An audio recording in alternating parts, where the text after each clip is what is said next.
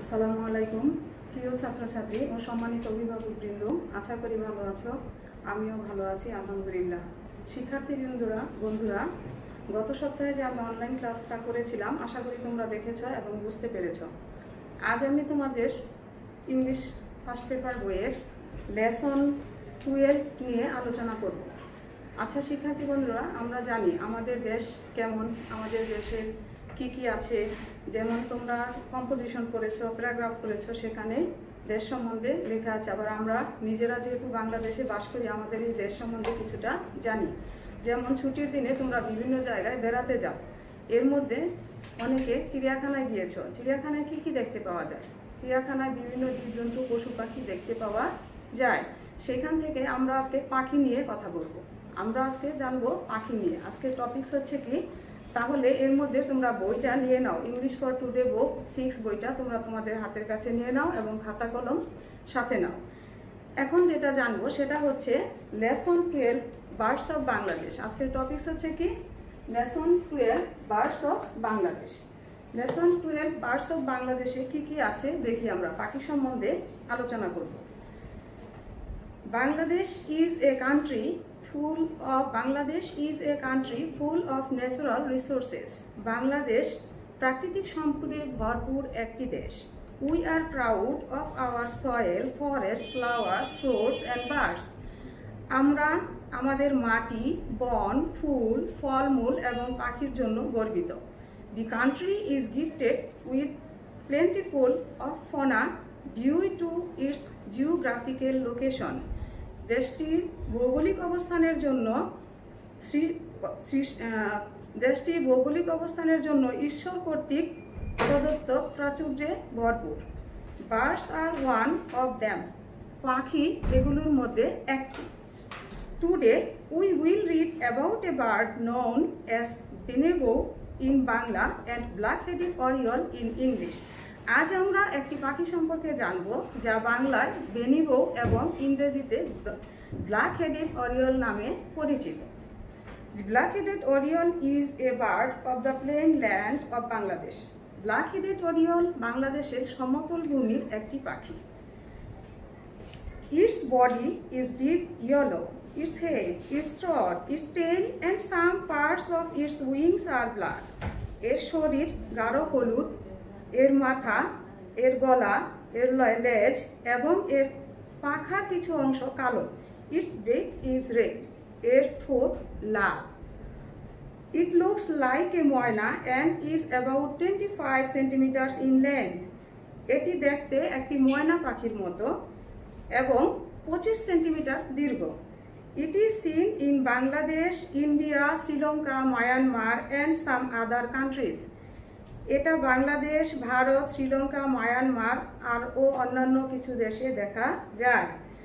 The black-headed oriole is very sprightly and restless bird.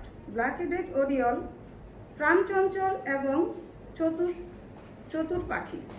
It never stays at one spot for long. এটা একই স্থানে বেশি সময় থাকে না। It eats all kinds of worms and insects. এটা সব ধরনের পোকামাকড় খায়। Its call is quite sweet and pleasant. এর কণ্ঠস্বর মিষ্টি ও মনোহর। The black-headed oriole builds round-shaped, beautiful nest with dry grass and bursts of trees.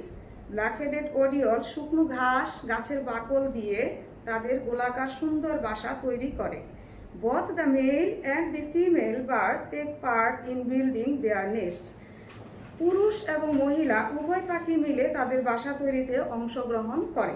The black-headed oriole lay 2 to 3 eggs at a time. Black-headed oriole একসাথে 2-3টি ডিম পাড়ে। তাহলে বন্ধুরা, আমরা আমাদের আশেপাশে যে পাখিগুলো আছে তার চেয়ে একটা ভিন্ন ধরনের পাখি সম্বন্ধে জানতে পারলাম, যার নাম কি বেনিবো, বাংলায়, ইংরেজিতে বলে ব্ল্যাক-হেডেড অরিওল। ব্ল্যাক-হেডেড অরিওল দেখতে কেমন?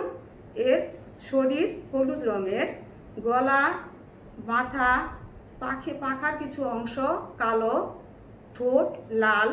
এই পাখি কি করে? নিজেদের বাসা নিজেরাই সুন্দরভাবে শুকনো ঘাস ও গাছের বাকল দিয়ে তৈরি করে। আর এই কাজে পুরুষ এবং মহিলা উভয়ই অংশগ্রহণ করে। আরেকটা কি জানতে পারলাম যে ব্ল্যাক হেডেড ওরিয়ল একসাথে 2 থেকে 3টি ডিম দেয়। এখন আমরা এই প্যাসেজটা যে পড়লাম, যে লেসন পাঠ করলাম, তার মধ্য থেকে জানবো ওয়ার্ড মিনিং সম্বন্ধে।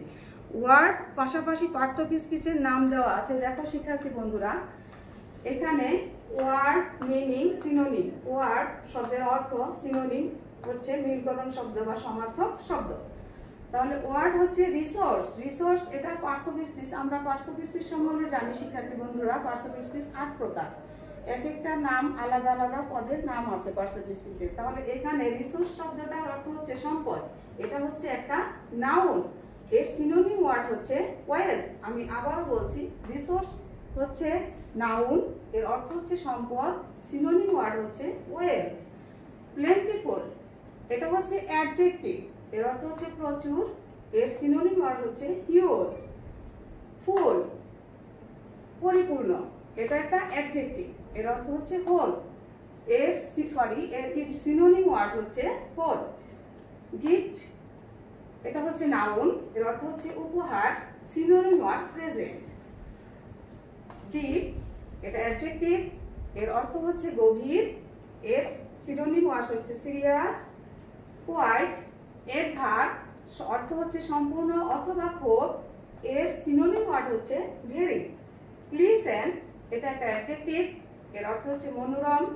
এর সিনোনিম ওয়ার্ড এনজয়েবল। প্রাউড এটা অ্যাডজেক্টিভ, এর অর্থ হচ্ছে গর্বিত। এর সিনোনিম ওয়ার্ড হচ্ছে গ্ল্যাড। প্লেইন নাউন, এর অর্থ হচ্ছে সমান। সিনোনিম ওয়ার্ড হচ্ছে ইভেন। বিল্ড এটা ভার্ব, নির্মাণ করা। এর সিনোনিম ওয়ার্ড হচ্ছে মেক। শিক্ষার্থী বন্ধুরা, এই ওয়ার্ড মিনিং গুলো জানবে। এখান থেকে তোমাদের দুটো প্রকার হচ্ছে। একে তো হচ্ছে শব্দ ভান্ডার বৃদ্ধি পাচ্ছে, আর দ্বিতীয়ত তোমরা পাচ্ছ সিনোনিম ওয়ার্ড। সিনোনিম ওয়ার্ড আমাদের এমসিকিউতে আসে। এবং পাঠ্য পিসও অনেক সময় একটা ওয়ার্ড দেওয়া থাকে, বলা হয় এটা কোন পাঠ্য পিস। তাহলে আমরা এখান থেকে কয়েকটা বিষয়ে জানতে পারবো। শিক্ষার্থী বন্ধুরা, এখন আমরা হোমওয়ার্ক সম্বন্ধে যাব। আমি তোমাদের যে লেসনটা করিয়েছি তার উপরে হোমওয়ার্ক দিচ্ছি, তোমরা এখন হোমওয়ার্ক দেখে নাও। What does the black-headed oriole live on? Black-headed oriole কি খেয়ে বাঁচে? The black-headed oriole live on all kinds of worms and insects. এটা বইয়ের লেসনে ছিল। তারপরের প্রশ্ন হচ্ছে, এটা আবারও বলছি, what does the black-headed oriole live on? The black-headed oriole lives on all kinds of worms and insects. What is the English name of Benibo? Benibo এর ইংরেজি নাম কি? The English name of Benibo is the black-headed oriole. How do the black-headed orioles build their nest? Black-headed orioles কিভাবে তাদের বাসা তৈরি করে? The black-headed orioles build their nest dry grass and bark of trees. What are we proud of? আমরা কি নিয়ে গর্বিত? What are we proud of? আমরা কি নিয়ে গর্বিত? We are proud of soil, forest, flower, fruits and birds. Where are the black-headed orioles found?